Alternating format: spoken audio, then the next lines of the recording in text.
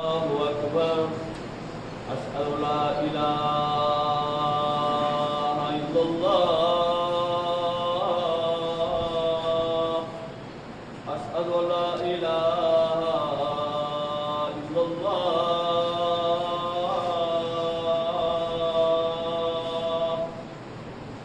أشهد أن محمدا رسول الله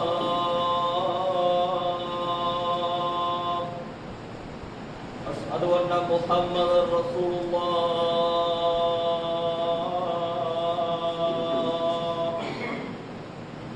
حي على الصلاة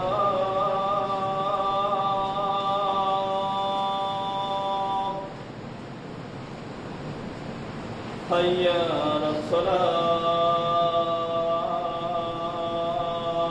الصلاة حي على الفلاح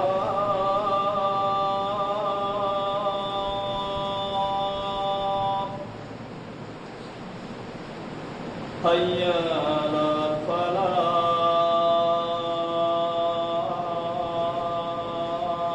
الفلاح الله أكبر الله أكبر لا إله إلا الله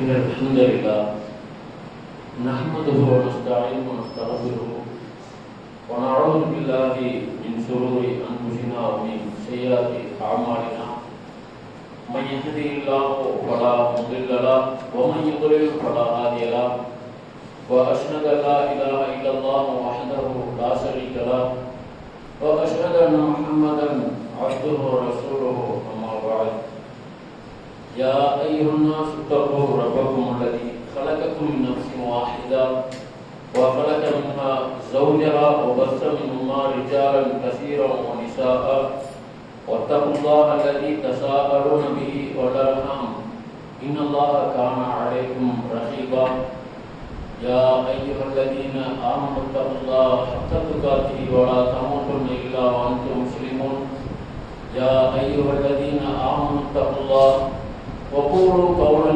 سديدا يصلح لكم أعمالكم ويغفر لكم ذنوبكم ومن يطع الله ورسوله فقد فاز فوزا عظيما إن أصدق الحديث كتاب الله وأحسن الهدي هدي محمد صلى الله عليه وسلم وشر الأمور محدثاتها وكل محدثة بدعة وكل بدعة ضلالة وكل ضلالة في النار رب اشرح لي صدري ويسر لي أمري واحلل عقدة من لساني يفقهوا قولي إن أريد إلا الإصلاح ما استطعت وما توفيقي إلا بالله கண்ணியத்திற்குரிய எல்லாம் உள்ள அல்லாஹ்வின் நல்லடியார்களே, அல்லாஹ்வின் மீது கடமையான தொழுகையான ஐவேளை தொழுகையை நிறைவேற்றுபவர்களாகவும் குறிப்பான இந்த ஜும்ஆ தொழுகையை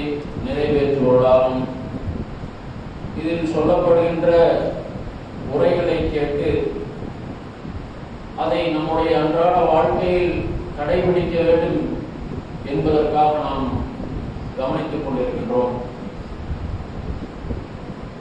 இந்த நேரத்தில் இந்த உலகத்தில் நாம் வாழும் பொழுது அல்லாஹ்வும் தூதரும் நமக்கு பல்வேறு கட்டளைகள் உபதேசங்களின் மூலம்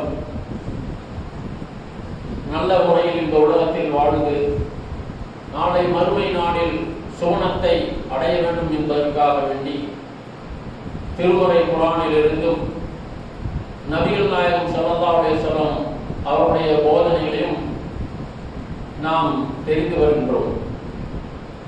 அந்த அடிப்படையில் நாம் இன்றைய தினம் தெரிந்து கொள்ள வேண்டிய ஒரு முக்கியமான விஷயம். பெற்றோர்கள் தங்களுடைய பிள்ளைகளை மார்க்கம் சொல்கின்ற அடிப்படையில் வளர்த்த வேண்டும். அதே போல பிள்ளைகளும் அல்லாஹ்வும் தூதரும் நமக்கு எதையெல்லாம் ஏவினார்களோ அதன்படி நம்முடைய இந்த உலகத்தினுடைய வாழ்க்கையை அமைத்து வாழ்ந்தோம் என்று சொன்னால் இம்மையிலும் மறுமையிலும் அது பயனளிக்கக்கூடியதாக இருக்கும் என்பதை நாம் தெரிந்து கொள்ள இருக்கின்றோம். உலகத்தில் எண்ணற்ற சித்தாந்தங்கள் வழிமுறையில் இருந்தாலும் கூட இந்த இஸ்லாமிய மார்க்கம் ஒவ்வொரு விஷயத்தையும் மனிதனுக்கு ஏற்றால் போல அழகான ஒரு வழிமுறையாக உபதேசமாக நமக்கு சொல்லப்படுகின்றதை நாம் எல்லாம் தெரிந்து வைத்திருக்கின்றோம். ஆனால் அதன்படி நாம் நடக்கின்றோமா என்று சொன்னால் பெரும்பாலான முஸ்லிம்களிடத்தில் அந்த நடைமுறை கிடையாது. அப்படி பெற்றோர்கள் நம்முடைய பிள்ளைகளிடத்தில் மார்க்கம் சொல்கின்ற அடிப்படையில் வளர்த்தினால் அதன் மூலம் நாம் சொர்க்கம் செல்லலாம். தம்முடைய பிள்ளைகள் செறிவர வளர்த்தவில்லை என்று சொன்னால் நாளை மறுமை நாளிலும் அல்லாஹ்விடத்தில் தண்டனைக்குரியவர்களாகவும் இந்த உலகத்திலும் நமக்கு கை சேதப்பட்டவர்களாகவும் இருக்கும் என்பதை அல்லாஹ்வுடைய குர்ஆனில் இருந்தும் நபிகள் நாயகம் ஸல்லல்லாஹு அலைஹி வஸல்லம் அவருடைய போதனையிலிருந்து நாம் அறிந்திருக்கின்றோம். இன்றைக்கு பார்க்கின்றோம், இந்த இஸ்லாமிய மார்க்கத்தினுடைய கொள்கையை தெரியாதவர்கள், இந்த மார்க்கத்தை பின்பற்றாதவர்கள் எல்லாம் தன்னுடைய தாயிடத்தில் எப்படி நடந்து கொள்ள வேண்டும், தந்தையிடத்தில் எப்படி நடந்து கொள்ள வேண்டும், ஒரு பெற்றோர் பிள்ளைகளிடத்தில் எப்படி நடந்து கொள்ள வேண்டும் என்பதையும் தெரிந்து வைக்காத காரணத்தினால் சமூக வலைதளங்களில பெரும் சோகமான துயரமான நெஞ்செல்லாம் பதபதைக்கக்கூடிய சம்பவங்களை எல்லாம் நாம் பார்த்து வருகின்றோம். என்னடா இது, பெத்த தாயை போட்டு இப்படி கொடுமை பண்றாங்க, உங்க அனிதாபிமானமே இல்லையா என்று ஏன் அப்படி நாம் நினைக்கின்றோம்? நமக்கு அல்லாஹ் நேர்வழி காட்டி இருக்கின்றான்.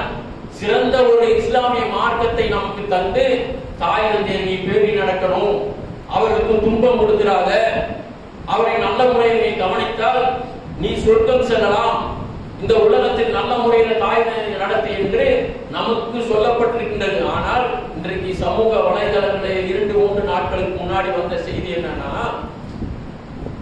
ஒரு பெற்ற தாய ஒரு மகள் வீட்டுல கொடுமை தாங்க முடியாம அந்த தாய் ஒரு புகார் செய்ய ஒரு இடத்துக்கு போனா இதை தெரிந்து அந்த மகள் அந்த தாயை தேடி போய் என்னை இந்த மாதிரி எல்லாம் கம்ப்ளைண்ட் பண்றியா என்று சொல்லி தள்ளாத வயதிற்கு அந்த பெண்மணிய ரோட்டில் தள்ளி விடுறாங்க.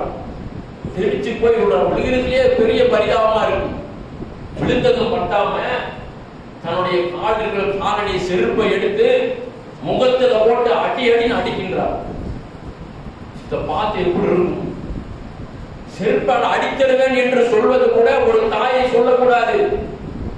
அல்லாஹ்வுடைய திருமறை குர்ஆன் அல்லாஹ் சொல்றான், வகதா ரப்புக அல்லா தஅபுது இல்லா இய்யாஹு வபில் வாலிதைனி இஹ்சானா. அல்லாஹ் சொல்றான், என்னை நீங்கள் என்னை தவிர வேற யாரையும் வணங்க கூடாது சொல்லிவிட்டு அல்லாஹ் சொல்றான். அல்லாஹ் வணங்குறதுக்கு அப்புறம் அல்லாஹ் மறுத்து என்ன சொல்றா, தாய் தந்தையருக்கு நீ உபகாரம் செய், நல்லது செய்யுங்க, அவர்களை சி என்று கூட நீ சொல்லிவிடாத, அவர் மரியாதை நிலையம் சொல்லையே சொல் என்று அல்லாஹ் திருமறை குர்ஆன்ல நமக்கு உபதேசம் செய்யறான். அதுவெல்லாம் தெரியாதவர்கள் எல்லாம் இவ்வாறு காரியங்கள் செய்யறாங்க. ஒரு பெண்ணை யாரை செருப்பால் அடிப்பேன் என்று சொல்வதற்கு கூட ஒரு தாயை சொல்வதற்கு அனுமதி கிடையாது, சீ என்று சொல்வதற்கு கூட அனுமதி கிடையாது. ஆனா அந்த பெண்மணி தாய முகத்தாலேயே செருப்பால் அடிக்கிறான் என்று சொன்னா எவ்வளவு பெரிய அநியாயம், கொடுமை. அப்ப பெற்ற தாயை இது போல சித்திரவதை செய்யக்கூடியதை பார்க்கணும். காரணம் என்ன? இஸ்லாமிய மார்க்கத்துடைய செய்தி அவருக்கு கிடையாது. நம்ம இப்படி அதை செய்வோமா? நம்ம எப்படி இருப்போம் தெரியுமா? நம்மளால வித்தியாசம். தாயை போட்டு கொடுமை பண்றதோ, சித்திரவதை கொலை செய்வதோ, அடிப்பதும் செய்ய மாட்டோம். இன்றைக்கு நடைமுறையில் நம்மள்ட்ட எப்படி இருக்கிறாங்க தெரியுமா? இஸ்லாமிய மார்க்கம் நமக்கு பெற்ற தாயை கவனிப்பதனால் கிடைக்கக்கூடிய நன்மைகள் தெரியாம, அவர்களுக்கு பணிவிடை செய்வதனால் கிடைக்கக்கூடிய நன்மை தெரியாம, நல்ல வசதி வந்துடும், திருமணம் ஆகிரும், நல்ல வசதியா வந்துடும், பிள்ளைகளோடு இருப்பாங்க. கல்லாத வயதுல தந்தையோ தாயார் இருந்தா அண்ணன் தம்பிகளா இருப்பாங்க இல்லையா? நான் 10 நாள் பாக்குறேன், நீ 10 நாள் அந்த தாயை பாரு, நான் 20 நாள் பார்த்தேன்ல, நீ 10 நாள் பாரு. இப்படி அது பெண் பிள்ளையா இருந்தால் அப்படித்தான். எதனால இது ஏற்படுகின்றது? தாயினுடைய அந்தஸ்தை அவர்கள் பெற்ற பணிவிடை செய்வதனால் கிடைக்கக்கூடிய நன்மை தெரியல. அப்ப இதுள்ள என்ன காரணம்? பெற்றவர்கள் தன்னுடைய பிள்ளைகள் வளர்க்கும் பொழுது இஸ்லாமிய மார்க்கம் தாய் தந்தையரை கவனித்தால் என்ன நன்மை கிடைக்கும் என்பது சொல்லி வளர்த்தல. அதனாலதான் இந்த மாதிரி எல்லாம் ஏற்படுது. அப்போ பிள்ளைகள் சரியான முறையில் வளர்க்கப்படணும், தாய் தந்தையை கவனிக்கணும், உறவினர்கள் சேர்ந்து வாழணும் என்று அறிவுரை சொல்லப்பட்டால்தான் அந்த பிள்ளைகள் சரியான முறையில் நம்மளை கவனிக்கலாம். நம்ம வயதான நிலையில் இருந்தா கூட நம்மளுடைய பிள்ளைகள், நம்ம ஆண் பிள்ளையாரும் பெண் பிள்ளையாரும் நம்மளை கவனிச்சு வளர்க்கணும்னு சொன்னா அவருக்கு மார்க்க அறிவுரை தேவை. இஸ்லாம் சொல்கின்ற அடிப்படையில நமக்கு அறிவுரை, மார்க்க அடிப்படையில் பிள்ளைகளை வளர்க்கணும். அல்லாஹ்வுடைய தூதர் ஸல்லல்லாஹு அலைஹி வஸல்லம் எப்படி எல்லாம் நமக்கு ஆரம்பம் முதல் இந்த குழந்தைகளை சரிவர வளர்த்துவதில், பேணுவதில் கடைபிடிக்க சொல்றாங்கன்னா, பிள்ளை பெறுவதற்கு முன்னாடியே அல்லாஹ்வுடைய தூதர் ஸல்லல்லாஹு அலைஹி வஸல்லம் இல்லற வாழ்க்கையில் தாம்பத்தியில் ஈடுபடும் பொழுது துஆவை கற்றுத்தராங்க. பிஸ்மில்லாஹ், அல்லாஹ்வின் பெயரால், அல்லாஹும்ம ஜன்னிபி ஷைத்தான வ ஜன்னிபி ஷைத்தான். யா அல்லாஹ், ஷைத்தானுடைய தீண்டிலிருந்து என்னை பாதுகாப்பாயாக, எனக்கு வழங்குவதிலும் குழந்தைகள் பெறக்கூடிய நீ வழங்கியது அந்த அருப்புடைய பிள்ளைகளிலும் ஷைத்தானிலிருந்து பாதுகாப்பு தருவாயாக என்று பிள்ளை பெறுவதற்கு முன்னாடியே அல்லாஹ்விடத்துல ஷைத்தானுடைய தாக்கத்தில் இருந்து பாதுகாப்பு தேட வேண்டும் என்று அல்லாஹ்வுடைய தூதர் ஸல்லல்லாஹு அலைஹி வஸல்லம் பிரார்த்தனை கற்றுத்தர்றாங்க. அதே போல மரியம் அலைஹிஸ்ஸலாம் அவர்கள் பிறக்கும் போது அவருடைய தாய் அல்லாஹ்விடத்துல பிரார்த்தனை செய்கிறாங்க. வஇன்னி சம்மைத்துஹா மரியம், நான் இந்த பிள்ளைக்கு மரியம் என்று பெயரிட்டுள்ளேன். வஇன்னி உஇதுஹா பிக வ துர்ரிய்யதஹா மினஷ் ஷைத்தானிர் ரஜீம்.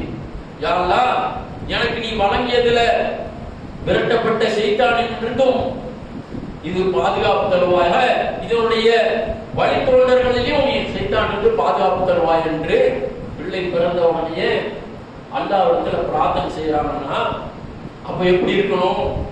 நம்ம இந்த மாதிரி யாராவது பிரார்த்தனை செய்யறோமா? குழந்தை பிறக்கும் பொழுது இந்த மாதிரி பிரார்த்தனை செய்து நாம தாம்பத்திய இதர வாழ்க்கையில் ஈடுபடுறோமா? அல்லது குழந்தை பிறந்த உடனே நாம இந்த மாதிரி அல்லாஹ்விடத்துல நம்ம குழந்தை சாலியான பிள்ளையா வரணும், யாரெல்லாம் என்னோட சந்ததிகள் வழித்தோன்றர்கள் எல்லாம் அல்லாஹ்வோட ஷைத்தானிலிருந்து நீ பாதுகாப்பு தருவாய் அல்லாஹ் என்று பிரார்த்தனை செய்யறோமா? அதெல்லாம் நமக்கு கிடையாது. நம்ம அதெல்லாம் கவனிக்கிறதே கிடையாது. நம்ம பிள்ளை பெற்று வளர்த்தி அவங்க படிக்க வைக்கிறது, அவங்க ஏதோ வேலைக்கு அனுப்புவது, இதிலேயே கவனம் செலுத்துறோம்.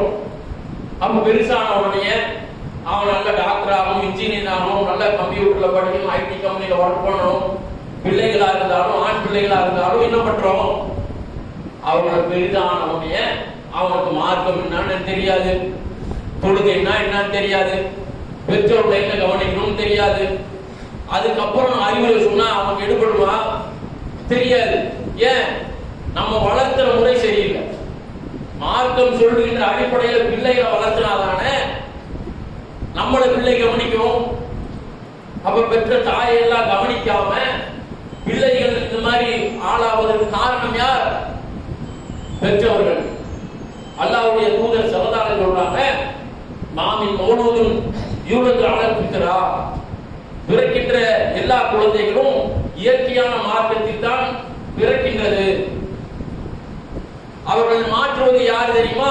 அபவாஹு, அவர்கள் பெற்றோர்கள் தான் யுஹபிதானி அவ் யுனஸ்ஸிரானி அவ் யுமஜ்ஜிசானி, அவர்கள் யூதர்களாகவோ கிறிஸ்தவர்களாகவோ நெருப்பு வணிகர்களாகவோ அவருடைய பெற்றோருடைய வளர்ப்புதான் மாற்றுது. நம்ம என்ன நினைப்போம்னா, கிறிஸ்தவர்களா எங்கே சர்ச்சில் போய் கும்பிட போகுதா, அல்லது பிரம்மத்தோட வழிபாட்டு தலத்தில் போய் வணங்க போகுதா? கிடையாது. என்ன பண்றாங்க? பிற மதத்துடைய கலாச்சாரங்களை எல்லாம் மார்க்கம் சொல்லி வளர்த்தாத பிள்ளைகள் இன்றைக்கு நடத்துறாங்களா இல்லையா? ஆங்கில புத்தாண்டு என்று நடத்துகின்றான், அதுல போய் கலந்து கொள்றான். அப்புறம் பிறந்த நாள் கொண்டாட்டத்தை கடைபிடிக்கிறான். பிற மதத்துடைய கலாச்சாரம் எதுவெல்லாம் இருக்குதோ அதையெல்லாம் தன்னுடைய பிள்ளைகள் ஆடைகள் மூலமாக தன்னுடைய முடி அலங்காரத்தை அப்படி பண்றான். பெண் பிள்ளைகளும் அதே மாதிரி இருக்கிறாங்க. கலாச்சாரம் இன்னைக்கு அப்படித்தான் இருக்குது. ஒரு ஆண் அணியக்கூடிய ஆடை பெண் அணிகின்றார். இதுவெல்லாம் வீடுகள்ல சர்வ சாதாரணமா. பெண் பிள்ளைகள் நல்லா படிச்சுட்டாங்கன்னா வீட்டுல இருக்கிறத பார்த்தோம்னா ஒரு டிஷர்ட் போட்டிருப்பாங்க, ஆணுடைய கூடிய பேட்டை எல்லாம் அணிந்திருப்பாங்க. அப்போ அது ஒரு ஆட்சி பொருளாக, அந்நிய ஆண்களிடம் ஆட்சி பொருளாக இப்படி எல்லாம் எதனால வருது? நல்லா படிச்சிருப்பாங்க, நல்ல சம்பாதிக்க, 1 லட்சம் ரூபாய் சம்பாதிக்குது, 50,000 சம்பாதிக்குது. ஆனா என்ன இல்ல, மார்க்கம் இல்ல இடத்துல. பிள்ளைகளை படிக்க வச்சா போதாது, நல்லா சம்பாதிச்சு கொடுக்குறான் பிள்ளை, அந்த இடம் வாங்கி இருக்கா, இங்க வீடு கட்டி இருக்கிறான், எனக்கு நல்லா சாப்பிடுறதுக்கும் நல்ல உடை எடுத்து தர்றான், பிரச்சனை இல்லை என்று விட்டுறக்கூடாது. யாரிடத்தில் மார்க்கம் இல்லையோ, அவர்களுக்கு தொழுகை என்று இல்லையோ, அது இல்லை என்று சொன்னால் நிச்சயமாக நம்முடைய மறுமை வாழ்க்கை எல்லோருக்கும் அல்லாஹ்விடத்தில் தண்டனை கூடியதாக ஆகிவிடும். அப்போ பிரார்த்தனை செய்யும் பொழுது, யா அல்லாஹ் என்னையும் என் சந்ததிகளையும் சைத்தானுடைய தீங்கு திட்டத்தை பாதுகாப்பு வேண்டும், என்னையும் சந்ததிகளையும் யா அல்லாஹ் தொழுகை நிலைநாட்டக்கூடிய ஆக்கி என்று இப்ராஹிம் நபி அலைஹிஸ்ஸலாம் கேட்டார்களா இல்லையா? ரப்பி ஜஅல்னி முகீமஸ் ஸலாத்தி வ மின் துர்ரியத்தி, யா அல்லாஹ் என்னையும் என் சந்ததியையும் தொழுகை நிலைநாட்டக்கூடிய ஆக்கி யா அல்லாஹ். ரப்பனா வ தகப்பல் துஆ, யா அல்லாஹ் என்னுடைய பிரார்த்தனை ஏற்றுக்கொள் யா அல்லாஹ் என்று நாம் எத்தனை பேர் பிரார்த்தனை செய்திருக்கிறோம்? நம்முடைய பிள்ளைகளுக்காக வேண்டி, யா அல்லாஹ் நல்லா படிக்கணும், இந்த நோய் நொடி இல்லாம இருக்கணும், இந்த திருமணம் நல்லபடியாக முடிக்க வேண்டும். பெண் பிள்ளையா இருந்தா திருமணம் முடிக்கிற கனவு, ஆண் பிள்ளையா இருந்தா நல்லா படிச்சு நல்லா சம்பாதிக்கணும், நம்மளை நல்லா கவனிக்கணும். இதே மட்டும்தான் அவங்களுடைய கொள்கையா இருக்கு. நம்மளை நல்லா கவனிக்கணும், நல்லா சம்பாதிக்கணும். அவன் தொழுகணுங்கிற எண்ணம் நமக்கு வரல இல்லையா? அவன் ஐவேளை தொழுகணும், மரணித்த கூட அல்லாஹ்விடத்துல கேள்விக்கு பதில் சொல்லணும் என்று எத்தனை பெற்றோர்கள் பிள்ளைகள் அப்படி வளர்த்திருக்கிறோம். உலகத்தினுடைய கல்விக்காக வேண்டியும் வருமானத்திற்காக வேண்டியும் எப்பாடுபட்டாலும் 10 லட்சம் 5 லட்சம் நான் செலவு பண்ணேன் டாக்டர் படிக்கிறதுக்கு, எப்படியாவது கஷ்டப்பட்டாவது கடன் வாங்கியாவது எந்த படிக்க வச்சு ஆளாக்கிறாங்க. நிம்மதியா இருக்கலாம், இங்க இருக்கலாம், மறுமையில எல்லாம் நரகத்துக்கு போயிடும். உலக வாழ்க்கை உங்களுக்கு திறந்து விடப்படும், மறுமையில நஷ்டமாயிடும். அப்ப அல்லாஹ்வுடைய தூதர் ஸல்லல்லாஹு அலைஹி வஸல்லம் எவ்வளவு அறிவுரை நமக்கு சொல்றாங்க. பெற்றோர்கள் பிள்ளைகளை சரிவர வளர்த்தாதனால் தங்களுடைய பெற்றோரை சரிவர கவனிக்காம இன்றைக்கு அனாதை ஆசிரமம் இந்த மாதிரி எல்லாம் விடக்கூடிய அவ்வளவு. அப்ப நாம கவனிக்கணும். ஒரு ஸல்லல்லாஹு அலைஹி வஸல்லம் சொல்றாங்க, பெற்றோருக்கு யார் துன்பம் தர சுற்றுலா சொல்றாங்க, சுகில நபி ஸல்லல்லாஹு அலைஹி வஸல்லம் அனில் கபாயிர், அல்லாஹ்வுடைய தூதர் அவர்களும் கேட்கப்பட்டது பெரும் பாவங்களில் எது என்று கேட்கிறாங்க. அவர் ரசூல் ஸல்லல்லாஹு அலைஹி சொல்றாங்க, அல் இஸ்ராஃபு பில்லாஹ், முதல்ல பெரும் பாவம் என்ன தெரியுமா? அல்லாஹ்வுக்கு இணை வைப்பது, அதுல பெரும் பாவம். வஉகுல் வாலிதை, அடுத்தது அல்லாஹ்வுடைய தூதர் ஸல்லல்லாஹு அலைஹி சொல்றாங்க பெற்றோருக்கு துன்பம் கொடுப்பது. பெற்றோரை சரியா கவனிக்காம நம்ம பிள்ளைகளையும் நம்முடைய மனைவியையும் நல்ல முறையில் வாழ்ந்துட்டு பெற்றோரை கவனிக்காம துன்பம் கொடுத்தானா அதுதான் பெரும் பாவங்களில இரண்டாவது வருகின்றது. அப்போ நம்ம என்ன கவனிக்கணும்? நம்முடைய பெற்றோர்களை கவனிக்கிறதுல நாம எந்த இருக்க வேண்டும் சொன்னா, நம்ம தனியா இருந்து பெற்றோர்கள் நல்லா கவனிச்சிருக்கோம். நமக்கு ஒரு திருமணம் ஆயிடுச்சுன்னு வைங்கள, மனைவி வருவார். மனைவி வந்து அது மார்க்கப்பட்டுள்ள பெண்ணா இருந்துச்சுன்னா நம்முடைய தாயை அவங்க தாய் போல நல்லா கவனிப்பாங்க.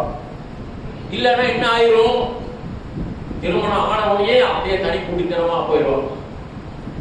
வீட்டுக்கு வேலைக்கு போனதுக்கு அப்புறம் தெரியும் இந்த தாய்க்கு அந்த மனைவி இடத்துல என்ன பண்ணலாம், தன்னுடைய மனைவி எப்படி நடந்துக்கிறாங்கிறதுல மார்க்கம் இல்லாத பெண்ணாக இருந்தா அந்த பெண் அந்த தாய்க்கு தொந்தரவா அமைந்து விடுவார்.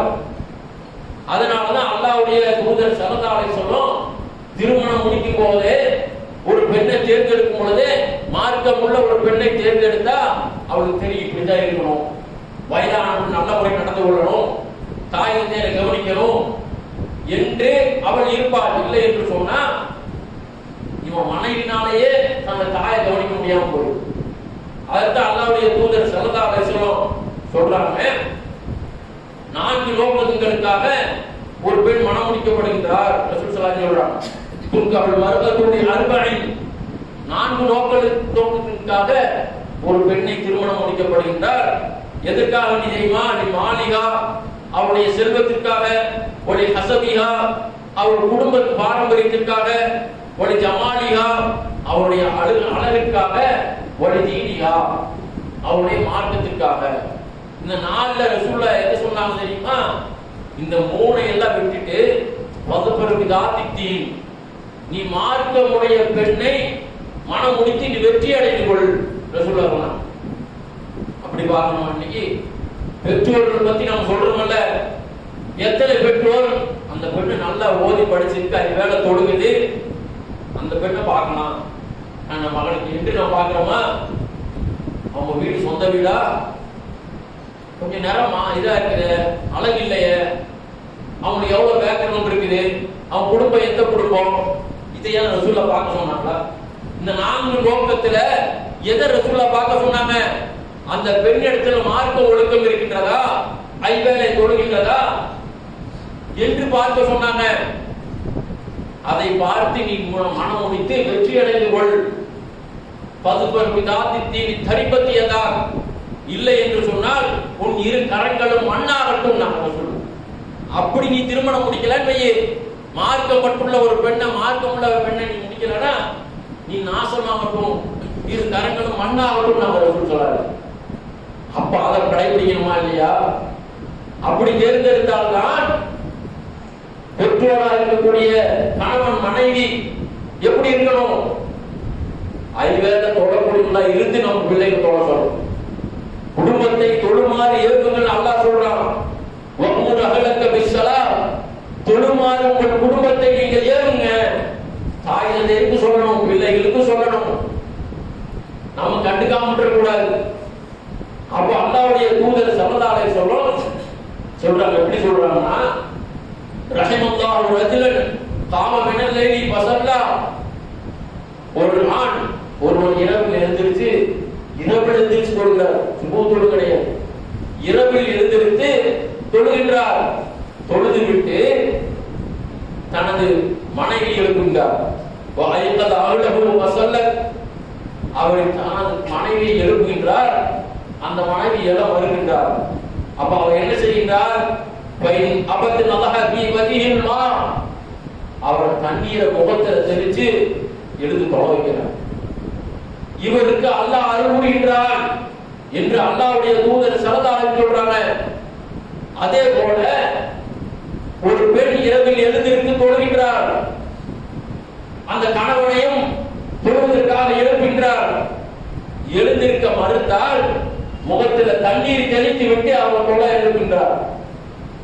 இந்த பெண்களுக்கு அல்லாஹ் அருள் புரிகின்றான் என்று சொன்னார். எத்தனை பேர் இப்படி இருக்கிறோம்? நாம முதல்ல கணவன் மனைவி தொழுதாதானே பிள்ளைகளை தொழ சொல்ல முடியும்.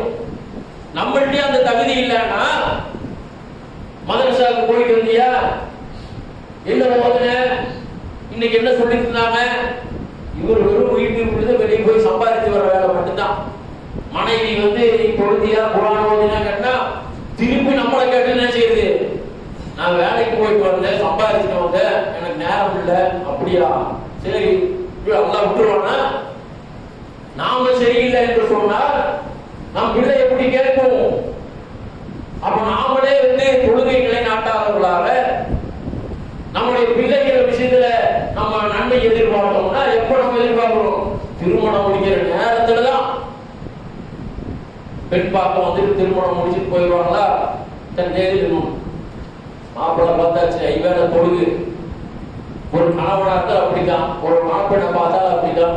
கண்டபடி சுத்திட்டு இருக்காத, பெண்ணெல்லாம் பார்த்தாச்சு, 5 நேரம் தொழுகு. எப்போ? அந்த நேரத்தில் தொழுகையை எப்போ தொழுகணும்? ஆரம்பம் முதல் இறுதி மூத்தாறு வரைக்கும் தொழுகணும். பிள்ளையா இருந்தாலும் தாய் தந்தையா இருந்தாலும் வாழ்வது ரப்பக ஹத்தா யஅத்தியல் யகீன், உறுதியான மரணம் வரும் வரை நீங்கள் தொழுதுதான் ஆகணும் என்று அல்லாஹ் திருமறை குர்ஆன்ல நமக்கு சொல்றாங்க. அப்ப நம்ம என்ன நினைக்கணும்? நாம பிள்ளைகளை கவனித்து வளர்க்க வேண்டும் என்று சொன்னால் நாம ஐவேளை தொழக்கூடியதா இருக்கணும். நாம நன்மையில் அதிகமா ஈடுபடக்கூடியதா இருக்கணும். அல்லாஹ்வுடைய தூதர் ஸல்லல்லாஹு அலைஹி வஸல்லம் சொல்றாங்க, இந்த பெற்றவங்களை கவனிக்காமல் இருக்கக்கூடியவங்களுக்கு கவனிப்பவர்களுக்கு சொர்க்கம் இருக்கின்றது. அதை தவறிட்டானா அவன் நாசமாகுவான் என்று அல்லாஹ்வுடைய தூதர் ஸல்லல்லாஹு அலைஹி சொல்றாங்க. ரசூல் ஸல்லல்லாஹு அலைஹி சொல்றாங்க, ஒரு மனிதர் கேட்கிறார், அல்லாஹ்வுடைய தூதரே, ஐயுல் அமாலி அக்ரபு மினல் ஜன்னah, சொர்க்கத்திற்கு நெருக்கமான ஒரு செயல் எது என்று சொல்லுங்க என்று கேட்கும் பொழுது, அஸ்ஸலாத்து அலா மவாக்கித்திஹா, நீ தொழுகையை உரிய நேரத்தில் தொழுது கொள். அடுத்தது அல்லாஹ்வுடைய தூதரே, வமாதா யா ரசூலுல்லாஹ், அடுத்தது என்ன என்று கேட்கும் பொழுது, பிர்ருல் வாலிதை, தாய் தந்தையருக்கு நன்மை செய்யு. நீ தொழுகை நிலைநாட்டு, தாய் தந்தையருக்கு நன்மை செய், நீ சொர்க்கம் செல்வா என்று அல்லாஹ்வுடைய தூதர் ஸல்லல்லாஹு அலைஹி வஸல்லம் சொல்றாங்க. அதே போல ரசூல் ஸல்லல்லாஹு அலைஹி வஸல்லம் சொல்றாங்க, ரஹிம அன்பு சும்ம ரஹிம அன்பு, இப்படி 3 முறை சொல்றாங்க. மூக்கு மண்ணை கவட்டும், பிறகு மூக்கு மண்ணை கவட்டும், பிறகு மூக்கு மண்ணை கவட்டும் என்று 3 முறை சொல்றாங்க. அவர் நபி தோழர் கேட்கலாம், தீரமன் யா ரசூலுல்லாஹ், யாருடைய மூக்கு மண்ணை கவட்டும் என்று சொல்லி கேட்கும் பொழுது ரசூல் ஸல்லல்லாஹு அலைஹி வஸல்லம் சொல்றாங்க, மன் அதரக அபவைஹி இந்தகல் கிப்ரி அஹதுஹுமா அவ் இலைஹிமா, யாருக்கு தாய் தந்தையர் ஒருவரோ இருவரோ வயது முதிர்ந்த நிலையில் இருந்து அவருக்கு பணிவிடை செய்து எவன் சொர்க்கம் செல்லாமல் இருக்கிறானோ அவருடைய மூக்கு மண்ணை கவட்டும் ரசூலுல்லாஹ் சொல்றாங்க. எவ்வளவு பெரிய பாக்கியம் பாருங்க இது. நீ பாரு, நான் பாரு, போட்டி போடணும் இல்லையா? நம்மளை விட்டா போதும், எப்படியே பிள்ளைங்க அவன் பார்த்துவாங்க அப்படின்னு சொல்லி விடணும். நம்ம என்ன ஆறு காட்டணும், என் தாய் நான் பார்ப்பேன் எப்படி படுத்தி கொட்டி வரணும். அப்ப ரசூலுல்லாஹ் சொல்றாங்க, யாரு தாய் தந்தையர வயது முதிர்ந்த நிலையில தள்ளாத வயதில் இருந்தும் கூட அவர்களுக்கு பணிவிடை செய்து எவன் சொர்க்கம் செல்லவில்லையோ அவனுடைய மூக்கு மண்ணாக்கப்பட்டும் என்று அல்லாஹ்வுடைய தூதர் ஸல்லல்லாஹு அலைஹி வஸல்லம் சொல்றாங்கன்னா, சொர்க்கம் செல்வதற்கு உண்டான வழிய தாய் தந்தையரை கவனிக்கிறதுல கிடைக்கின்றது. அப்படி தாய் தந்தையை எவன் கவனிக்கவில்லையோ அவன் நாசமாகுவான் என்று அல்லாஹ்வுடைய தூதர் ஸல்லல்லாஹு அலைஹி வஸல்லம் சொல்றாங்கன்னா, அப்ப நம்ம என்ன கவனிக்கணும்? தாய் தந்தையரை கவனிக்கல, பெற்றோர் பிள்ளைகள் சரியா இருக்கணும். பிள்ளை வளர்ப்பதில் பெற்றோர்கள் கவனிக்கணும். அப்படி செய்வரை கவனிக்கல என்று சொன்னால் இம்மையிலும் நமக்கு உலகத்துல நாசம்தான். நம்மளை கவனிக்க மாட்டாங்க. நல்ல உலக வாழ்க்கையிலேயே அவன் நல்ல வாழ்ந்துட்டு மனைவியோட இருந்துட்டு நல்ல வீடுகள்லாம் வசதியோட வாழ்ந்துட்டு பெத்த தாயுடைய அருமை எல்லாம் தெரியாம அவன் அலட்சியமாக இந்த உலக வாழ்க்கையில் இருந்து அவனும் நரகத்துக்கு போவான். பிள்ளைகளை சரிவர வளர்ந்ததுனால நமக்கும் இந்த உலகத்துல இழப்புகள் ஏற்படும். அல்லாஹ்வுடைய தூதர் ஸல்லல்லாஹு அலைஹி வஸல்லம் சொல்றாங்க, பிள்ளை வளர்ப்பதுல பொறுப்பை பற்றி அல்லாஹ்வுடைய தூதர் ஸல்லல்லாஹு அலைஹி வஸல்லம் சொல்றாங்க, வல் மர்கத்து ராணியத்துன் அலா பைத்தி பாலிஹா வ வலதிஹி வ ஹுவ மஸ்ஊலத்துன் அன்ஹு. ரசூல் ஸல்லல்லாஹு அலைஹி சொல்றாங்க, நீங்க எல்லாம் பொறுப்பாளிகளா இருக்கீங்க. ஒரு கணவர் அதனுடைய வீட்டில் இருக்கக்கூடிய அனைவருக்கும் மனைவி இந்த பிள்ளை இருந்தா பொறுப்பாளி ஆவார். அதே போல ஒரு பெண் தன் கணவனின் வீட்டிற்கும் அவருடைய குழந்தைகளுக்கும் பொறுப்பாளி ஆவார். சொல்லிட்டு ரசூலுல்லாஹி சொல்றாங்க ஃபகுல்லுக்கும் ராஇன் வ குல்லுக்கும் மஸ்ஊலுன் அன் ரஅயத்திஹி. நீங்கள் எல்லோரும் பொறுப்பாளிகளாக இருக்கிறீர்கள். உங்கள் பொறுப்புகளை குறித்து மறுமையில் அல்லாஹ் விசாரிக்க இருக்கின்றான். நம்ம பொறுப்பு இல்லாம ஒரு வியாபாரம் பண்ணுவோமா? நல்ல வியாபாரம் நடக்கும்னா அந்த கடைக்கு உண்டான பொருட்களை வாங்குவோம், வியாபாரம் அதிகரிக்கிறதுக்கு என்ன பண்ணா செய்யுமோ அதை பொறுப்பாக கவனிக்கிறோமா இல்லையா? எங்கேயாவது வெளியே போகணும், நாம் இருக்கக்கூடிய வாகனத்தை செய்வதை கவனிக்குவோம், உரிய நேரத்துக்கு அதுக்கு உண்டான பெட்ரோல் போடுவோம், எங்கேயாவது செல்வதற்கு உண்டான அதையெல்லாம் கிளியரா செய்யறோம். அப்போ பொறுப்பாக நமக்கு கிடைக்கக்கூடிய பிள்ளைகளை கவனிக்கல என்று சொன்னா என்ன ஆயிடும்? நடக்கு சமூகத்துல பிற மாத்தோட ஓடி போவதும், நம்முடைய சமூகத்திலே காதல் என்ற பெயர்ல அந்நிய ஆணோடு தவறான முறையில் பழக்க வழக்கம், இதுவெல்லாம் எதனால ஏற்படுகின்றது? நமக்கு மார்க்கம் சொல்லி பிள்ளைகளை வளர்த்தல, நாம அது போல இல்லை. தொலைக்காட்சி பெட்டியில நாடகங்களிலும் செல்போன்களிலும் நேரத்தை கழித்தா பிள்ளைகளுக்கு எப்படி ஒழுக்கமா வளரும்?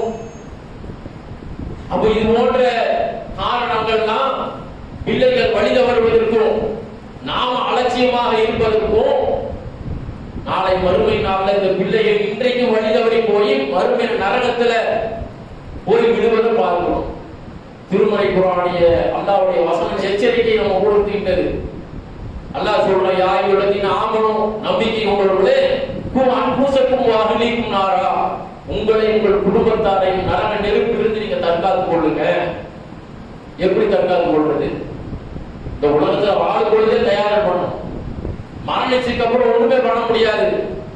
அப்ப அல்லாஹ்வுடைய தூதர் ஸல்லல்லாஹு அலைஹி சொல்றாங்க, உங்களுடைய பொறுப்பாளிகளா இருக்கிறீங்க, உங்களுடைய பிள்ளைகளை வளர்த்துவது குறித்து கூட அல்லாஹ் மறுமையில் விசாரிப்பான். அதே போல அல்லாஹ்வுடைய தூதர் ஸல்லல்லாஹு அலைஹி சொல்றாங்க, இந்த பெண் பிள்ளைகள் பிறந்தாலே நமக்கு பெரிய சங்கடம் இருக்கு தெரியுமா? இந்த பிள்ளைகளை ஆளாக்கி அது திருமணம் பண்ணி கொடுக்கறதுக்கு இன்றைய கால சூழ்நிலையில 1 லட்சம் ரூபாய்க்கு மேல நகை விலை போயிடுச்சு. அதுக்கு திருமணம் முடிக்கிறதுக்காக எல்லாம் நகை வாங்கணும் என்ற கவலை இருக்குமா இல்லையா?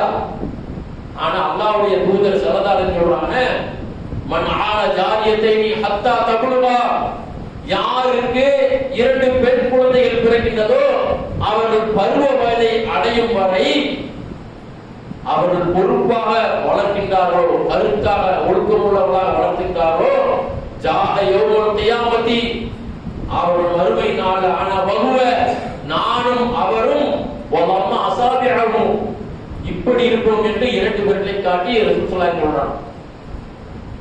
அப்ப நம்ம பெண் குழந்தையை சிறியவரை வளர்த்தனா நாளை மறுமை நாள்ல ரசூல் ஸல்லல்லாஹு அலைஹி வஸல்லமோடு இப்படி இருக்கக்கூடிய சேர்ந்து இருக்கக்கூடிய ஒரு பாக்கியம் வளர்த்துறோமா? இன்னைக்கு கருத்தா வளர்த்துறோமா?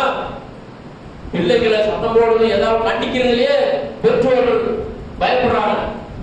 பெற்றோர்கள் இன்னைக்கு பிள்ளை சொல்வதுதான் கேட்கிறோம். பெத்த தாய் சொல்படிதான் நடக்கணும், தாய் தந்தை சொல் கேட்டுதான் பிள்ளைகள் நடக்கணும். அவனை சம்பாதிக்க விட்டுட்டு நல்லா படிக்க வச்சுட்டு அவனுக்கு எல்லா அதிகாரம் வந்தோடனே பிள்ளை சொல்றத மகன் சொல்றத பெற்றோர்கள் கேட்கிறான். அதனாலதான் வணிகவர் போறதை நம்மளை கவனிக்காம பெற்றோர்கள் செறிவர பிள்ளைகளை வளர்க்காதனால இது போன்ற அவலநிலை எல்லாம் ஏற்படுவதை பார்க்கிறோம். அப்ப இன்மையிலும் நமக்கு இப்போ கை சேதம், நாளை மறுமை நாளிலும் நம்முடைய பிள்ளைகளோ நம்முடைய செல்வங்களோ நாளைக்கு அல்லாஹ்வுக்கு உதவி செய்யாது. நாம செறிவர பிள்ளைகளை வளர்த்தி 5 வேளை தொழுதோம் என்று சொன்னா அதுதான் நமக்கு நாளை மறுமையில வெற்றியை தரும். நாளை மறுமையில முதல்ல விசாரிப்பது எது தெரியுமா? பிள்ளைகளை சரியான முறையில ஒழுக்கமுடைய பிள்ளைகளாக 5 வேளை சொல்லக்கூடியவர்களாக வளர்த்தணும் என்று சொன்னால், நாமும் தொழுதோம் என்று சொன்னா நமக்கு அது வெற்றியை தரும். அல்லாஹ்வுடைய தூதர் ஸல்லல்லாஹு அலைஹி சொல்றாங்க, இன்ன அவ்வளமா யஹாஸபு பில் அப்து யௌமல் கியாமத்தி அஸ்ஸலா, ஒரு மனிதனிடத்தில் நாளை மறுமையில முதல்ல விசாரிப்பது எது தெரியுமா? அவனுடைய தொழுகையை பற்றி தான் அல்லாஹ் விசாரிப்பான். முதல்ல இந்த தொழுகையை தான் அல்லாஹ் கேட்பான். ஹஜ் எப்ப வசதி வந்தா செய்யறது, உம்ரா செய்வது, அது போல நோன்பு வருடத்துக்கு ஒரு செய்வது, ஜக்காத்து வசதி இருந்தா கொடுப்பது, தொழுக 5 வேளை மரணிக்க வரைக்கும் தொழுவோம். அந்த தொழுகை தான் ஒரு மனிதன் முதல் விசாரிக்கப்படும். அல்லாஹ்வுடைய தூதர் ஸல்லல்லாஹு அலைஹி சொல்றாங்க, வைன் ஸலஹத் ஃபகத் அஃப்லஹ வ அன்ஜஹ. யாரிடத்தில் அந்த தொழுகை சீராக இருக்குமோ அவர் ஈடேற்றம் பெறுவார், வெற்றி அடைவார். ஆமா, இவரை தொழுதுவா சும்மா மட்டும் நடக்கும். வேலை காரணம், வியாபார காரணம், சுபம் தொழுகை எத்தனை பேர் வரணும், பிள்ளைகள் எத்தனை பேர் தொழுகைக்கு அழைச்சிட்டு வரணும். காலையில எந்திரிச்சு மார்க்கெட்டுக்கு போறதுல 3 மணிக்கு எந்திரிப்போம். மீன் மார்க்கெட்டு போகணும், மளிகை கடை வச்சிருக்கேன், 3 மணிக்கு 4 மணிக்கு போய் அங்க போய் சாமானம் எல்லாம் வாங்கிட்டு வந்து அப்பதான் திறந்து வியாபாரம் நடக்கும். பகல்ல 10 மணிக்கு ஆபீஸ் போறோம், சுபம் தொழுகை நேரம் இருக்கும், அலாரம் வைக்க மாட்டோம். வியாபாரத்துக்குன்னா அப்போ வைப்போம் அலாரம். இப்பேற்பட்டவர்கள் எல்லாம் இருந்தா பிள்ளைகளை இந்த மாதிரி வளர்த்தனா நாமளும் அது போல இருந்தா மறுமையில தொழுகை சீரழிவு நஷ்டம். நாமும் சரியா இருக்கணும், பிள்ளைகளும் சரியா வளர்க்கணும். ரசூலுல்லாஹ் சொல்றாங்க, வயின் ஃபஸதத் ஃபகத் காப வ ஹஸிர. யாருக்கு அந்த தொழுகையை பாழ்படுத்தி விட்டதோ அவர் நஷ்டமடைந்து விடுவார். யார் அப்படி இருக்கிறா? நம் பிள்ளைகளை ஒழுக்கத்தை எதிர்பார்க்கிறோம், பிள்ளைகளுக்கு நன்மை செய்ய எதிர்பார்க்கிறோம். நாம இருக்கிறோமா?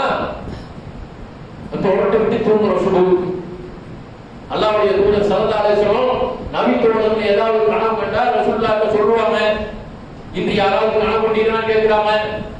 அப்படி எதுவும் கனவு கண்டா ரசூலுல்லாஹ் கண்ட ஒரு கனவை சொல்றாங்க, வகை செய்தியான ஒரு கனவை சொல்றாங்க. என்ன சொல்றாங்கன்னா, ஒரு மனிதர் தூங்கிட்டு இருக்கிறாரு. அந்த உறங்கி கொண்டு இருக்கிற மனிதன்கிட்ட இன்னொரு மனிதர் பெரிய கல்லை கொண்டு தலையில போடுறாரு. அந்த தலை சுக்குநூறாக சிதறுகின்றது, நசுக்கப்படுகின்றது. அந்த கல் உருண்டு போகின்றது. அந்த தலையில் போட்ட மனிதன் அந்த கல்லை எடுத்து வருவதற்குள்ள இந்த நசுங்கிய தலை மீட்டு ஒன்றா சேர்கின்றது. இப்படியே அவனுக்கு தண்டனை கொடுக்கப்பட்டு கொண்டே இருக்கிறது. கதை இல்ல, கற்பனை கிடையாது. ரசூலுல்லாஹ் சொன்ன செய்தி இது. யாரெல்லாம் சுபஹ் தொழுகையில உறங்கிக் கொண்டிருக்கின்றீர்களோ, வேலையை காரணம் கொண்டு பகல்ல தொழுகை இல்லாமல் உறங்கிக் கொண்டிருக்கின்றீர்களோ, இந்த தண்டனைக்கு நாம் ஆளாவோம். பெற்றோர்கள் ஆளாவார்கள், பிள்ளைகள் இந்த தண்டனைக்கு ஆளாவார்கள். அல்லாஹ்வுடைய தூதர் ஸல்லல்லாஹு அலைஹி வஸல்லம் கேட்கப்படுகிறது, ஏன் இந்த மனிதனுக்கு இந்த நிலை என்று கேட்கும் பொழுது, ஃபைன்னஹு யஃபுல் குர்ஆன், இவன் தான் குர்ஆனை மனனம் செய்ததை தெரிந்து கொண்டு அதன்படி நடக்காத மனிதன். கடமையான தொழுகையை தொழாம உறங்கிய மனிதர் இந்த தண்டனை அனுபவித்தே இருக்கும். உண்டு வேண்டாம், இந்த உலகத்துல அவ்வளவு பெரிய கல்லறை நசுக்க வேண்டாம். ஒரு கையளவு உள்ள கல்லை எடுத்து ஒருத்தர் தலையை நான் அடிக்கிறேன், ஒரே ஒருத்தர் அடிச்சுக்கிறேன், நிக்கிறீங்களான்னு கேட்டா நம்ம அனுமதிப்போமா? அதை நம்மளால தாங்கி கொள்ள முடியுமா? இதுக்கே நம்ம பயப்படுறோமே. சின்ன ஒரு பொருள் இப்படி வந்தாலே நம்ம அசைஞ்சு தண்டிக்கிறோமே. தலை நசுக்கப்பட்டு கொண்டே இருக்கிறது. இந்த தண்டனையிலிருந்து நாம் தப்பிக்க வேண்டுமா இல்லையா? நம்ம குடும்பத்தை காப்பாற்றணும் இல்லையா? பெற்ற பிள்ளைகளை காப்பாற்றணும் இல்லையா? நாமளும் தப்பித்துக் கொள்ளணுமா இல்லையா? அப்ப இந்த தண்டனையிலிருந்து நாம் தப்பித்துக் கொள்ள வேண்டும் என்று சொன்னால் நம்முடைய பெற்றோர்கள் பிள்ளை விஷயத்துல கவனமாக வளர்த்தணும். நாமும் ஐவேளை தொழுகணும். நாம் குடும்பத்துடன் சொர்க்கம் செல்ல வேண்டும். பிள்ளைகளை நல்ல முறையில் வளர்த்தினா அவருடைய பிரார்த்தனை நமக்கு கிடைக்கும். அல்லாஹ்வுடைய தூதர் ஸல்லல்லாஹு அலைஹி வஸல்லம் சொன்னாங்க, இதா மாத்தல் இன்சானு இன்கத அன்ஹு அமலுஹு. ஒரு மனிதன் மாட்டிட்டானா அவன் எல்லா அமலும் முடிஞ்சிடும். நான் மூத்தா போயிட்டா என் பிள்ளைகளுடைய நல்ல துஆ நமக்கு கிடைக்கிறது. ரசூலுல்லாஹ் என்ன சொல்றாங்கன்னா, நான் மூத்தா போயிட்டா அவன் எல்லாமே முடிஞ்சிடும், அவன் அமல் செய்ய வாய்ப்பு இல்லை. இல்லாமின் சலாசா, மூன்றை தவிர 3 விஷயம் அவனை தொடர்ந்து வந்துட்டே இருக்கும். எதெல்லாம்? அவர் பயனுள்ள கல்வியை கற்றதனால் அந்த கல்வியை யாரெல்லாம் பயன்படுத்தினார்களோ அந்த கல்வியினால் அவர் செய்யக்கூடிய நன்மை எல்லாம் மரணித்தவருக்கு வந்துட்டே இருக்கும். இல்லாமல் சதகத்தின் ஜாரியா, நிலையான ஒரு அருள்கொடையை யாரெல்லாம் செஞ்சுட்டு போறாங்களோ, ஒரு கிணறு வெட்டுவோம், மரம் செய்வோம், நிலையான தர்மத்தை இருக்குது இல்லையா, அதை பயன்படுத்துகிற நன்மை எல்லாம் மரணித்தவருக்கு அந்த கண்ணை கிடைக்கும். நாம செஞ்சுட்டு போனதுனால அந்த மௌத்தான பிறகும் வந்துட்டே இருக்கும். அடுத்த ரசூலுல்லாஹ் சொல்றாங்க, அவர் வலதின் சாலிஹின் எதரும் சாலிஹான பிள்ளையுடைய பிரார்த்தனை பெற்றோருக்கு வந்துட்டே இருக்கும். வச்சிருக்கிறோம். இன்னைக்கு படிச்சா போதும், சம்பாதிச்சா போதும், இவனுக்கு ஏதாவது அறிவுரை சொல்லுங்க, எட்வொன்ஸ் கேட்க மாட்டேங்க. எப்போ பெருசானதுக்கு அப்புறம் சொல்லக்கூடாது. குழந்தையை வளர்ப்பதுன்றதே சரி பண்ணணும். அதனால நம்ம பெருசாயிட்டா நீ சொல்லக்கூடாதுன்னு கிடையாது. இந்த உபதேசங்களை எல்லாம் நம்ம எடுத்து சொல்லி நாமளும் அறிவாலை தொழுது அவனோட பிள்ளைகளை மார்க்கம் சொல்கின்ற அடிப்படையை வளர்த்தி சொர்க்கம் செல்லக்கூடியதாக நாம் இருக்க வேண்டும் என்று கூடிய முதல்வருடைய யோசனை.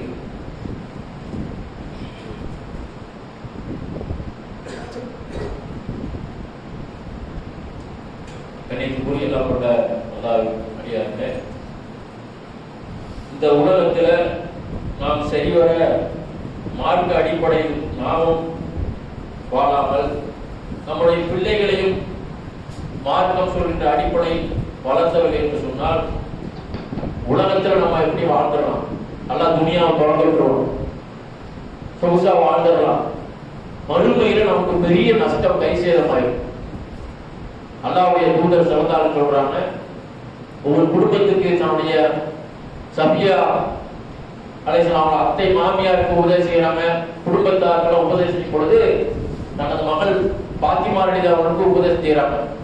பாத்திமத்து பின்த் முஹம்மத், முஹம்மதுடைய மகள் பாத்திமாவே சலினி மா சித்தி மாலி, இந்த உலகத்துல இடத்துல செல்வம் எதா இருந்தா நீ பெற்றுக்கொள்ளுங்க. லா யுனி அன்கி மினல்லாஹி ஷைஆ, அல்லாஹ்வுடைய தண்டனை இருந்து என்னால உனக்கு சிறிதளவு கூட என்னால உன்னை காப்பாற்ற முடியாது. அவனது மகளை அல்லாஹ்வுடைய தூதரா இருந்து கூட காப்பாற்ற முடியாது சொல்லிட்டாங்க. உலகத்துல வாழும் பொழுதே சரியா வாழ்ந்துருங்க. நூஹ் நபி அலைஹிஸ்ஸலாம் தன்னுடைய மகனை காப்பாற்ற முடியவில்லை, தன்னுடைய மனைவியை காப்பாற்ற முடியவில்லை. அல்லாஹ் சொல்றான், ضربallahu مثلا للذين كفروا امرأة فرعون امرأة نوح وامرأة لوط. நூஹ் நபியுடைய மனைவி லூத் நபியுடைய மனைவியும் நிராகரிப்பாளர்கள் முழுதனால் ஆகியிருக்கிறான். ஆனதா தஹ்த அப்தைன் மின் இபாதினா சாலிஹீன், நல்ல சாலியான அழகியா இருக்கிற நபிமார்களுக்கு அந்த ஒரு மனைவி துரோகம் செய்கிறார்கள். அதனால் பஹானதாஹுமா பலம் யுனி அன்ஹு மினல்லாஹி ஷைஆ, அவர்கள் துரோகம் செய்ததால் அந்த மனைவிமார்களை இந்த நபிமார்களை சிறிதளவு காப்பாற்ற முடியல. அல்லாஹ் சொல்றான், பலம் யுனி அன்ஹு மினல்லாஹி ஷைஆ, பஹானதாஹுமா சொல்றான் இல்லையா, அவர்களை சிறிதளவு கூட காப்பாற்ற முடியவில்லை. நரகத்தில் நுழைவோடு செய்து நீங்க நுழைங்க என்று அல்லாஹ் திருமறை குர்ஆன்ல தன்னுடைய நபியா இருந்தும் மனைவியை காப்பாற்ற முடியல, நூஹ்வுடைய மகனை காப்பாற்ற முடியல. ஒரு பெரும் அலையை அல்லாஹ் ஏற்படுத்தி வெள்ளப்பெருக்கத்தை ஏற்படுத்தி நம்பிக்கை முகல கப்பலை ஏற்றுறாங்க நூஹ் நபி அலைஹிஸ்ஸலாம். அந்த நேரத்துல நூஹ் நபி மகனை அல்லாஹ் தூதர் அழைக்கிறாங்க. நூஹ் நபி அலைஹிஸ்ஸலாம், யா புனைய அருமை மகனே இருக்க மகனா, இந்த கப்பலில் வந்து நீ ஏறிக்கொள் என்று கேட்கும் பொழுது அந்த மகன் என்ன சொல்றானா, பால சாதி இல்லா ஜபலி யாசிமுனி மினல்வா, நான் இந்த அலைகளிலிருந்து வெள்ளத்தில் தப்பிப்பதற்காக நான் இந்த மலை மேல் ஏறிக்கொள்வேன் என்று சொல்லும் பொழுது நூஹ் நபி அலைஹிஸ்ஸலாம் சொல்றாங்க, அல்லாஹ்வுடைய கட்டளையில கட்டளை வந்துருச்சுன்னு சொன்னா யாராலும் அதை காப்பாற்ற முடியாது. அல்லாஹ்வுடைய தூதரா இருக்கும் நூஹ் நபி அலைஹிஸ்ஸலாம் சொல்றாங்க, காலலா ஆசிமல் யௌம மின் அம்ரில்லாஹ், அல்லாஹ் அருள் புரிந்தவரை தவிர அல்லாஹ்வுடைய கட்டளையிலிருந்து காப்பாற்றக்கூடிய எவரும் இல்லை என்று சொன்ன உடனே வஹால பைனஹுல் மௌஜு வகான மினல் முகரமீன், அவர்கள் பேசிக் கொண்டிருக்கும் பொழுதே ஒரு அலை குறுக்கிட்டது. நூஹ் நபியுடைய மகன் அதில் மூழ்கடிக்கப்பட்டவனா ஆகிவிட்டான். அதுக்கப்புறம் நூஹ் நபி அலைஹிஸ்ஸலாம் அல்லாஹ்விடத்துல முறையிடுறாங்க. வனாதா நூஹ் ரப்பு வகால ரப்பி இன்னபி இன்னஹி, நூஹ் தம் இறைவனிடம் அழைத்த என் மகன், இவன் என் மகன் என்று என் குடும்பத்தை சார்ந்தேன் சொல்லும் பொழுது அல்லாஹ் திருமறை குர்ஆன் என்ன சொல்றானா, கால யானோ இந்த உலைசன் அகிலிக்க, நூஹே அவன் உன் குடும்பத்தை சார்ந்தவன் இல்ல சொல்லிட்டு அல்லாஹ் சொல்றான், இன்னஹு அமலு கைரு சாலிஹ், இது உனக்கு நல்ல செயல் அல்ல. பலா தஸ்அல்னி மா லைஸ லக பிஹி இல்மு, உனக்கு அறிவு இல்லாத என்கிட்ட நீ உரையிடாத, நீ அறியாதவராக இருக்கக்கூடாது என்று அவரு அறிவுரை சொல்றோம். அப்ப நூஹ் நபி கூட தன்னுடைய மகனை காப்பாற்ற முடியல. அல்லாஹ்விடத்தில் எனக்கு முறையிடாத, அவன் நம்மை சார்ந்தவன் கிடையாது என்று அல்லாஹ் தன்னுடைய நபியுடைய மகனுக்கு இதை காப்பாற்ற முடியல என்று சொன்னா நமக்கு அறிவுரை சொல்றாங்கன்னா, உலகத்துல வாழும் பொழுது நம்மையும் நம் குடும்பத்தையும் மார்க்க அடிப்படையில பிள்ளைகளை வளர்த்து நாமும் வாழ்ந்து சுகம் செல்லக்கூடியவர்களாக இருக்க வேண்டும் என்று கூறி இந்த ரிமாவுடைய கடைசியில் வாக்கு கவனம் செல்ல இருக்கிறார்.